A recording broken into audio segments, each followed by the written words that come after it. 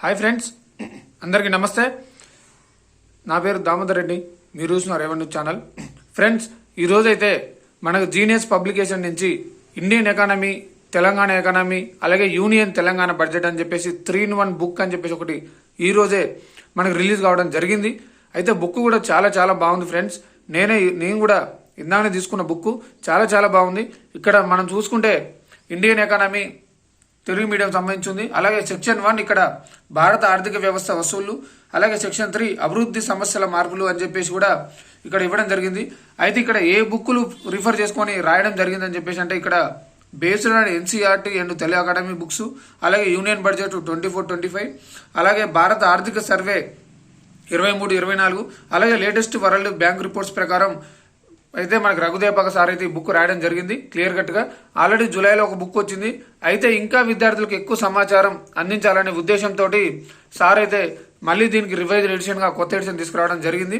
అలాగే దీంతో పాటు తెలంగాణ ఎకానమీ అనే బుక్ ఇవ్వడం జరుగుతుంది. అలాగే యూనియన్ తెలంగాణ బడ్జెట్ అని చెప్పేసి కూడా ఇవ్వడం జరుగుతుంది. 3-in-1 బుక్ అనమాట. అయితే దీని రేట్ వచ్చేసి మనకి 1151 రూపాయలు పడుతూ ఉన్నది. అయితే సారు మాత్రం నిరుపేద విద్యార్థుల గురించి ఆలోచించి, నిరుపేద విద్యార్థులు చాలా మంది ఉంటారని చెప్పి ఆలోచించి 50% డిస్కౌంట్తో కేవలం 560 రూపాయలకి ఇవ్వడం జరుగుతుంది సార్ అయితే ఈ బుక్. కాబట్టి అందుబాటులో ఉన్న అభ్యర్థులందరూ తీసుకోండి. ఎందుకంటే బుక్ అంటే చాలా చాలా చాలా బాగుంది. ఒకసారి మీకు బుక్లో ఏముందో కూడా చూపించి మొత్తం ఎక్స్ప్లెయిన్ చేసే ప్రయత్నం చేస్తా. గ్రూప్ 2 అభ్యర్థులారా మీరు మాత్రం ఖచ్చితంగా వీడియో చూడాల్సిందే. ఎందుకంటే ఎకానమీ మనకి ఇంపార్టెంట్ కాబట్టి ఒక్కసారి మనం దీనికి సంబంధించి కూడా ఒకసారి చూసుకునే ప్రయత్నం చేద్దాం. అయితే ఇప్పుడు మనం సంబంధించి ఒకసారి చూద్దాం. దీనికి సంబంధించి అయితే ఒకసారి చూద్దాం అసలు ఏమున్నాయి, ఏంది టాపిక్ అని చెప్పేసి క్లియర్ కట్ ఒకసారి చూసే ప్రయత్నం చేద్దాం. అయితే మీరు ఇక్కడ చూసుకోవచ్చు. ఫస్టే ఇక్కడ మనకైతే ఎవరైనా సరే మనకి జనాభా గురించి ఇస్తారు మొదట, కానీ ఇక్కడ సార్ అయితే మనకి ప్రణాళికల గురించి ఇవ్వడం జరిగింది. ఎందుకంటే ప్రణాళిక అనేవి చాలా చాలా ఇంపార్టెంట్ అండి. ప్రణాళికల నుంచి ఖచ్చితంగా ఒక 5-6 బిట్లు ఖచ్చితంగా వస్తాయి. ఇక్కడ మీరు చూసుకోవచ్చు సిలబస్: పంచవర్ష ప్రణాళికలు, నీతి ఆయోగ్, ప్రభుత్వ విత్తం బడ్జెట్, అలాగే జాతీయ ఆదాయం భావనలు, నెక్స్ట్ వ్యవసాయ రంగం, తర్వాత పారిశ్రామిక రంగం మరియు సేవలు, తర్వాత జనాభా పరిణామ సిద్ధాంతాలు, అభివృద్ధి సిద్ధాంతాలు, తర్వాత పేదలకు మరియు నిరుద్యోగం, అమర్త్య సేన్ గురించి వివరించడం జరిగింది. తర్వాత ప్రాంతీయ అసమానతల గురించి వివరించడం జరిగింది. ఫస్ట్ అయితే ప్రణాళికలు, నీతి ఆయోగ్ మరియు పబ్లిక్ ఫైనాన్స్ గురించి అయితే ఇక్కడ ఇవ్వడం జరిగింది. అయితే మరి దీని గురించి అయితే మీకు క్లియర్, ప్రణాళికల గురించి అయితే మీకు తెలిసే ఉంటుంది ముచ్చట. అంతా మీకు కొత్తగా ఎంత చెప్పాల్సిన అవసరం లేదు, ప్రణాళిక గురించి మీకు తెలిసే ఉంటుంది. కానీ అయితే ఇక్కడ ఇప్పుడు ఈ బుక్లో ప్రత్యేకం ఏంటంటే సార్ ఇప్పుడు ఎకనామిక్ సంబంధించి, కరెంట్ అఫైర్స్ సంబంధించి, ఎకనామిక్ సంబంధించి కూడా ఇప్పుడు సమకాలీన అంశాలను జోడిస్తూ ఈ బుక్ రాయడం జరిగింది. అనమాట సార్. అంటే కొన్ని అప్డేటెడ్ అయినాయన్నమాట. అప్డేటెడ్ వాటిని అన్నింటిని తీసుకొచ్చి కూడా సార్ ఇప్పుడు బుక్ రాయడం జరిగింది. ఇప్పుడు మనం సరే లోపలికి వెళ్తే చూసుకోవచ్చు. పంచవర్ష ప్రణాళికలు అనేవి ఇక మీ అందరికీ తెలిసిన ముచ్చటాయి. పంచవర్ష ప్రణాళిక అనేవి ఎప్పుడనే ప్రతి దాంట్లో కూడా మనకి ఖచ్చితంగా ఉంటాయి. అయితే ఇక్కడ మీరు ఒకసారి చూసుకోవచ్చు. ఇక్కడ ఇంపార్టెంట్ బిట్ ఏంటంటే నీతి ఆయోగ్ ప్రస్తుత నిర్మాణం. నీతి ఆయోగ్లోకి ఫుల్ టైం మెంబర్స్ ఉంటారు, అలాగే ఎక్స్ అఫీషియో మెంబర్స్ కూడా ఉన్నారు. కానీ కొత్తగా స్పెషల్ ఇన్వైట్స్ అని చెప్పేసి కొత్తగా తీసుకురావడం జరిగింది నీతి ఆయోగ్లో. ఇది చాలా చాలా చాలా ఇంపార్టెంట్ బిట్ అండి. ఎకనామిక్స్ ఖచ్చితంగా గ్రూప్ 2 అభ్యర్థులారా మీరు ఖచ్చితంగా ఇది గుర్తుపెట్టుకోవాల్సిందే. ఖచ్చితంగా ఇది ఎగ్జామ్లో వచ్చే అవకాశం ఉంది. ఈ స్పెషల్ ఇన్వైట్స్ ఎవరంటే శ్రీ నితిన్ గడ్కరీ గారు, అలాగే జేపీ నడ్డా గారు, అలాగే హెచ్డి కుమారస్వామి, జతన్ రామ్ మంజీ, అలాగే రామ్మోహన్ నాయుడు గారు. కాబట్టి ఇలాంటి బిట్స్ అనేవి మీకు ఏ బుక్లో దొరకవు. కాబట్టి ఒకసారి మీరు కూడా చూడండి, ఆలోచించండి. బుక్ అయితే చాలా బాగుంది. నేను కూడా ఇవాళ పొద్దునే తీసుకున్నా, చాలా బాగుంది. సరే పేజెస్ అయితే ఎక్కువ ఉండొచ్చు కానీ మ్యాటర్ అయితే ఎక్కువ ఉంటుంది. కొంచెం మీరు కూడా అర్థం చేసుకునే ప్రయత్నం చేయండి. అలాగే ఇక్కడ చూసుకుంటే ఇంకా మళ్ళీ మనకి సంబంధించి పన్నులకు సంబంధించి కూడా కొన్ని ముఖ్యమైన భావనలు ఉన్నాయన్నమాట. ఇక్కడ చూడొచ్చు మీరు. ఇక్కడ ఒక భారతదేశ పన్ను జీడిపి నిష్పత్తి అనేది 2024-25 సంబంధించి అయితే ఎవరు కూడా ఇంతవరకు ఇవ్వలేదు. ఇక్కడ చూసుకోవచ్చు మీరు. 21-22 11.4, 2023-24 వరకు 11.6, 23-24 వరకు వారి 11.6, 24-25 వరకు 11.8 ఉంటుందని చెప్పేసి కూడా భారత్లో జీడిపి నిష్పత్తి ఉంటుందని చెప్పేసి కూడా అంచనా వేయడం జరిగింది అనమాట ముందే. కాబట్టి బుక్ అయితే చాలా చాలా చాలా బాగుంది. ఒకసారి తీసుకునే ప్రయత్నం చేయండి. అయితే ఇక్కడ పన్ను రేటు కానీ, పన్ను ప్రతిపాదిక కానీ మిగతా అన్నీ కూడా ఇక్కడ మనకి మిళితమయ్యే అవకాశం ఉంటుంది. అలాగే మీరు ఇక్కడ ఒకసారి చూసుకుంటే ప్రస్తుతం మనకు కావాల్సిన పరోక్ష పన్నులు ప్రత్యక్ష పన్నులు, పరోక్ష పన్నులు కుటుంబ సాలంపై విధించబడును. అలాగే పరోక్ష పన్నులు వస్తు సేవలపై విధించబడును. బుక్ మాత్రం ప్రస్తుతం భారత కేంద్ర ప్రభుత్వానికి అధిక రాబడి వచ్చే పన్ను జిఎస్టీ, ప్రస్తుతం తెలంగాణకు అధిక రాబడి వచ్చే పన్నులు ఎస్జిఎస్టీ, పెద్ద నోట్ల రద్దు, ఇదంతా మీరు చూసుకోవచ్చు. ఇక చాలా చాలా అంటే క్లుప్తంగా ఎలా అంటే సార్ మంచిగా క్లియర్ కట్గా కలర్లో మంచిగా క్లియర్ కట్గా ఇవ్వడం జరిగింది. ఎందుకంటే కలర్లో ఇవ్వడానికి మనకి ఇక్కడ సరే ఒక్కసారి మనకు చదివినప్పుడు గుర్తుండవు కానీ చూసినప్పుడు వెంబడే గుర్తుంటాయి. ఇక్కడ చూసుకోవచ్చు జిఎస్టీ వస్తువు మరియు సేవల పన్ను. ఇక్కడ జిఎస్టీ సంబంధించి కూడా మీకు మొత్తం తెలుసు, GST time lines in India అని చెప్పేసి. అయితే 2000 సంవత్సరంలో మొదటిసారి అప్పటి భారత ప్రధాని వాజ్పేయి గారు జిఎస్టీ గురించి ప్రస్తావించారు అనమాట. అయితే ఇక్కడ జిఎస్టీ బిల్లు రాష్ట్ర ఆమోదం అనేది జిఎస్టీకి సంబంధించి 122వ రాజ్యాంగ సవరణ బిల్లును కేంద్రంతో పాటు సగం ఎక్కువ రాష్ట్రాలు ఆమోదించాయన్నమాట. దీనికి సంబంధించి కూడా మీరు ఒకసారి చూసుకోవచ్చు. ఇక్కడ మీ చాలా చాలా ఇంపార్టెంట్ బిట్ ఏంటంటే సోమరావు చౌదరి నేతృత్వంలో జిఎస్టీ రేట్ల హేతుబద్ధీకరణ కమిటీ. ఇది ఎకనామిక్స్ సంబంధించి కరెంట్ అఫైర్స్ సంబంధించి బిట్ అండి. ఖచ్చితంగా ఈసారి ఎకనామిక్స్లో బరాబర్ వస్తుంది. వస్తు సేవల పన్ను రేట్ల హేతుబద్ధీకరణ కమిటీని ప్రభుత్వం పునర్వ్యవస్థీకరించింది. 7 సభ్యులుండి ఈ మంత్రుల కమిటీకి కన్వీనర్గా బీహార్ ఉప ముఖ్యమంత్రి సామ్రాట్ చౌదరిని నియమించింది. జిఎస్టీ రేట్ల హేతుబద్ధీకరణకు సూచనలు అండ్ సుంకం విధానం మిగతా సంబంధించి కూడా ఈ కమిటీ నిర్వహించాల్సి వస్తుంది. అయితే జిఎస్టీ రేట్ల హేతుబద్ధీకరణ కమిటీ ఎవరి నేతృత్వంలో జరుగుతుందని చెప్పేసి బిట్ అడిగే అవకాశం ఉంది ఇక్కడ మనకి. కాబట్టి సామ్రాట్ చౌదరి ఈయన బీహార్ మాజీ సీఎం అనమాట. ఒకసారి మీరు ఉప ముఖ్యమంత్రి అనమాట, బీహార్ ఉప ముఖ్యమంత్రి. కాబట్టి మీరు ఈ బిడ్లో కూడా చూసుకోవచ్చు. ఇక్కడ మెయిన్ ఏంటంటే అప్డేట్ అయిన బుక్లో సమకాలీన కరెంట్ అఫైర్స్ కూడా సార్ మనకి అందుబాటులో ఉంచడం జరిగింది. కరెంట్ అఫైర్స్ కూడా చాలా చాలా బాగుంది, మీరు ఒకసారి చూసుకోవచ్చు. అండ్ ఇక్కడ ఇంకోటి మెయిన్ ఇంపార్టెంట్ ఇక్కడ కూడా చూసుకోవచ్చు. ఒకటి జిఎస్టీ తొలి అధ్యక్షుడిగా justice Sanjay Kumar Mishra. GST appellate ట్రైబ్యునల్కు తొలి అధ్యక్షుడిగా జస్టిస్ సంజయ్ కుమార్ మిశ్రా నియమితులయ్యారు. భారత ప్రధాన న్యాయమూర్తిని ఎంపిక చేశారు. జిఎస్టీ ట్రైబ్యునల్ ఇచ్చిన ఆదేశాలను సవాల్ చేస్తూ దాఖలై అప్పీలను విచారించేందుకు జిఎస్టీ ఏర్పాటైందని చెప్పేసి కూడా ఇచ్చారు. ఇక్కడ జిఎస్టీ తొలి అధ్యక్షుడిగా జస్టిస్ సంజయ్ కుమార్ మిశ్రా. ఈ బిట్టు ఏ బుక్లో ఉండదండి. కొంచెం కరెంట్ అఫైర్స్ సంబంధించి కూడా అలాగే ఎకనామిక్స్ జోడిస్తూ సమకాలీన అంశాలను జోడిస్తూ కూడా సార్ చాలా బాగా రాయడం జరిగింది ఈ ఎకనామిక్స్ అనేది. కాబట్టి మీరు కూడా ఒకసారి చూడండి, బుక్ అయితే చాలా చాలా బాగుంది. కొంతమంది అంటే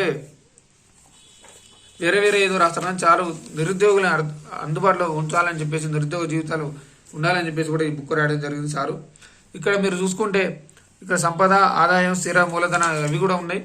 అలాగే ఇంకొకటి ఇక్కడ మెయిన్ ఇంపార్టెంట్ ఏంటంటే 2021 ఇచ్చిన గణాంకాలు పథకాలు మంత్రిత్వ శాఖ విశ్వనాథ్ గోల్డర్ ఆధ్వర్యంలో 26 మంది సభ్యులతో కమిటీ ఏర్పాటు చేశారు. ఇది నూతన ఆధార సంవత్సరంగా మార్పునకు ప్రతిపాదన చేయుతున్నది.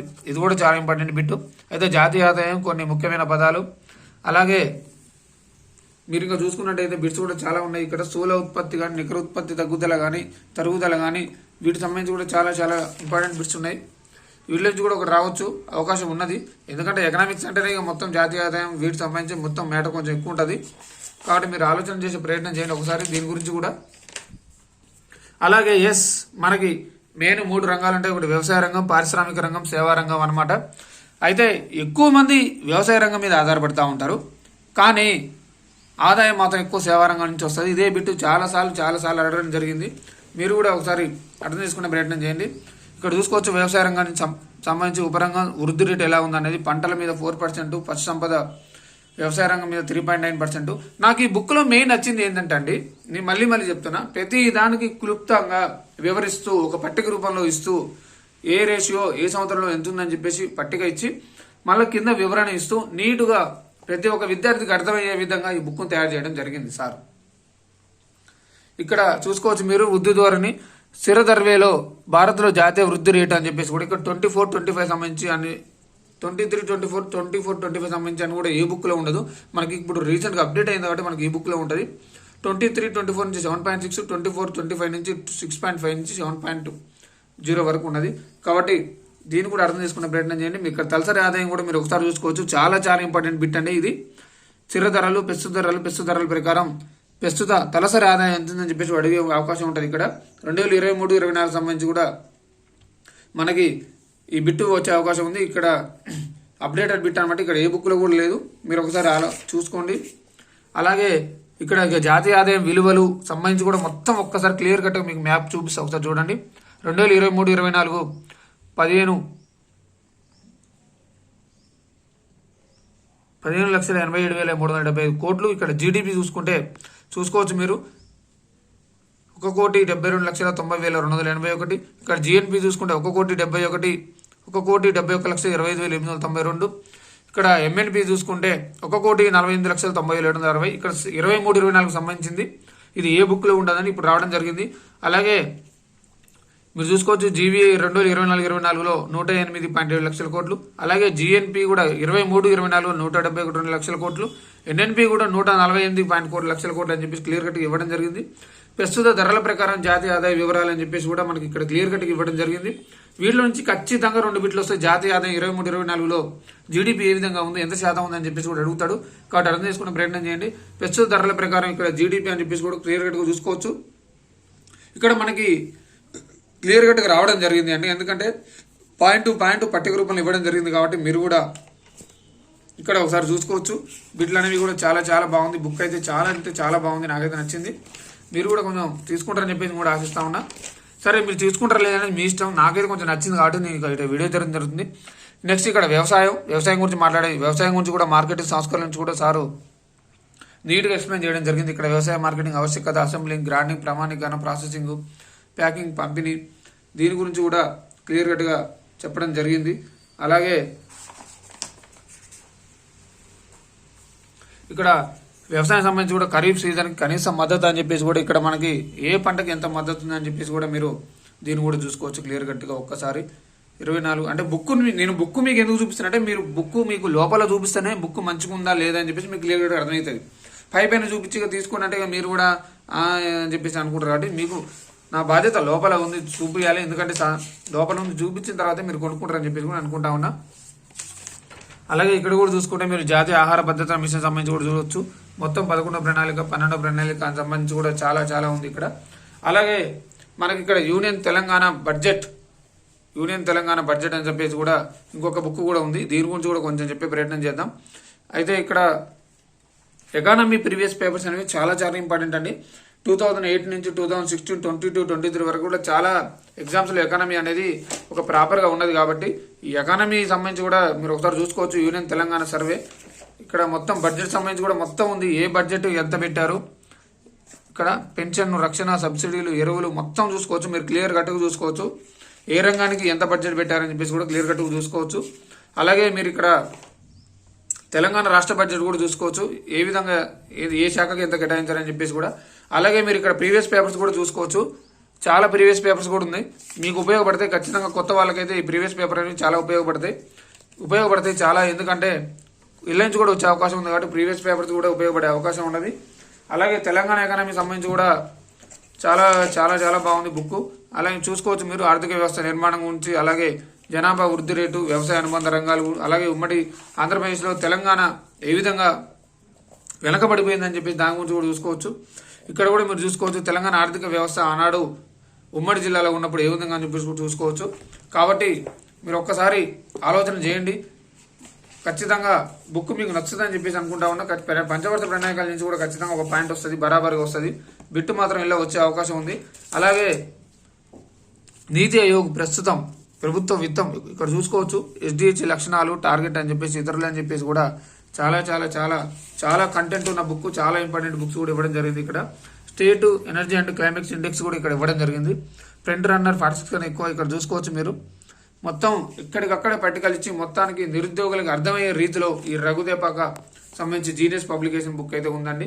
కాబట్టి మీరు కూడా ఇదే బుక్ చదువుతారని చెప్పేసి కూడా నేను అనుకుంటా ఉన్నా. ఎందుకంటే చాలా చాలా చాలా చాలా బాగుంది. ప్రతి విద్యార్థికి అర్థమయ్యే రీతిలో ఉంది. కాబట్టి మీరు కూడా అర్థం చేసుకోవచ్చు. ఇక్కడ భారత ఆర్థిక వ్యవస్థ సవాళ్ళు, అభివృద్ధి సమస్యలు, మార్పులు అని చెప్పేసి కూడా క్లియర్ కట్గా ఇవ్వడం జరిగింది. 3 బుక్స్ అనేది. ఈ 3 బుక్స్ చదువుకుంటే చాలు, మీకు వేరే బుక్ కూడా అవసరం లేదు గ్రూప్ 2కి.